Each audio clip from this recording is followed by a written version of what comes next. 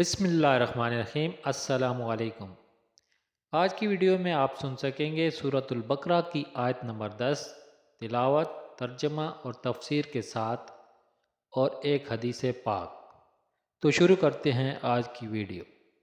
اعوذ باللہ من الشیطان الرجیم، بسم اللہ الرحمن الرحیم۔ فی قلوبہم مرض وزادہم اللہ مرضا وَلَهُمْ عَذَابٌ أَلِيمٌ بِمَا كَانُوا يَكْذِبُونَ۔ ترجمہ: ان کی دلوں میں بیماری ہے تو اللہ نے ان کی بیماری میں اور اضافہ کر دیا، اور ان کے لیے ان کے جھوٹ بولنے کی وجہ سے دردناک عذاب ہے۔ سورۃ البقرہ آیت نمبر 10 کی تفسیر۔ فی قلوبہم مرض، ان کے دلوں میں بیماری ہے۔ اس آیت میں قلبی مرض سے مراد منافقوں کی منافقت اور حضور پر نور صلی اللہ تعالیٰ علیہ وسلم سے بغض کی بیماری ہے۔ معلوم ہوا کہ بد عقیدگی روحانی زندگی کے لیے تباہ کن ہے۔ نیز حضور اقدس صلی اللہ تعالیٰ علیہ وسلم کی عظمت و شان سے جلنے والا مریض القلب یعنی دل کا بیمار ہے۔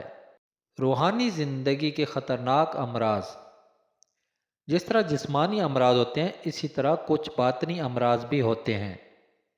جسمانی امراض ظاہری صحت و تندرستی کے لیے سخت نقصان دہ ہوتے ہیں، اور باطنی امراض ایمان اور روحانی زندگی کے لیے زہر قاتل ہیں۔ ان باطنی امراض میں سب سے بدتر تو عقیدے کی خرابی کا مرض ہے، اور اس کے علاوہ تکبر، حسد، کینہ اور ریاکاری وغیرہ بھی انتہائی برے مرض ہیں۔ ہر مسلمان کو چاہیے کہ باطنی امراض سے متعلق معلومات حاصل کر کے ان سے نجات حاصل کرنے کی کوشش کرے۔ فزادہم اللہ مرضا، تو اللہ نے ان کی بیماری میں اور اضافہ کر دیا۔ مفسرین نے اس اضافے کی مختلف صورتیں بیان کی ہیں، ان میں سے 3 صورتیں درج ذیل ہیں۔ نمبر 1، ریاست چھن جانے کی وجہ سے منافقوں کو بہت قلبی رنج پہنچا، اور وہ دن بدن حضور پر نور صلی اللہ تعالیٰ علیہ وسلم کی ثابت قدمی اور غلبہ دیکھ کر حسد کی نگاہ میں جلنے لگے۔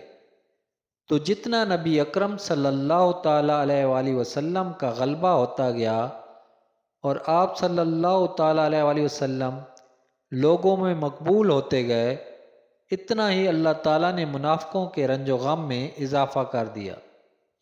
نمبر 2، منافقوں کے دل کفر، بدعقیدگی اور نبی کریم صلی اللہ تعالیٰ علیہ وسلم سے عداوت و دشمنی سے بھرے ہوئے تھے۔ اللہ تعالیٰ نے ان کی ان چیزوں میں اس طرح اضافہ کر دیا کہ ان کے دلوں پر مہر لگا دی، تاکہ کوئی واعظ و نصیحت ان پر اثر انداز نہ ہو سکے۔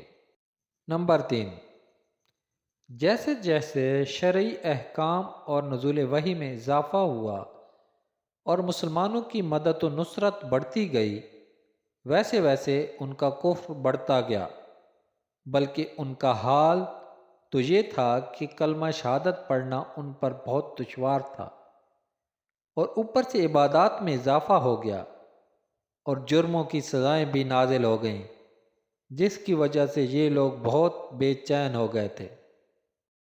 وَلَهُمْ عَذَابٌ أَلِيمٌ بِمَا كَانُوا يَكْذِبُونَ، اور ان کے لیے ان کے جھوٹ بولنے کی وجہ سے دردناک عذاب ہے، یعنی اللہ تعالیٰ اور آخرت پر ایمان لانے کا جھوٹا دعویٰ کرنے کی وجہ سے ان کے لیے جہنم کا دردناک عذاب ہے۔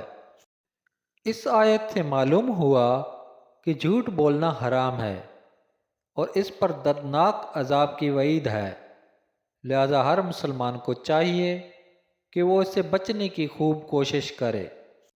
حدیث پاک حضرت عبداللہ بن مسعود رضی اللہ تعالیٰ عنہ سے مروی ہے، رسول اللہ صلی اللہ تعالیٰ علیہ وآلہ وسلم نے ارشاد فرمایا، سچائی کو اپنے اوپر لازم کر لو، کیونکہ سچائی نیکی کی طرف لے جاتی ہے اور نیکی جنت کا راستہ دکھاتی ہے۔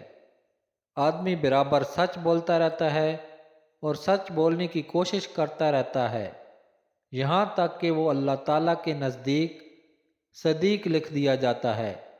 اور جھوٹ سے بچو، کیونکہ جھوٹ گناہ کی طرف لے جاتا ہے اور گناہ جہنم کا راستہ دکھاتا ہے۔ اور آدمی برابر جھوٹ بولتا رہتا ہے اور جھوٹ بولنے کی کوشش کرتا ہے، یہاں تک کہ اللہ تعالیٰ کے نزدیک کذاب لکھ دیا جاتا ہے۔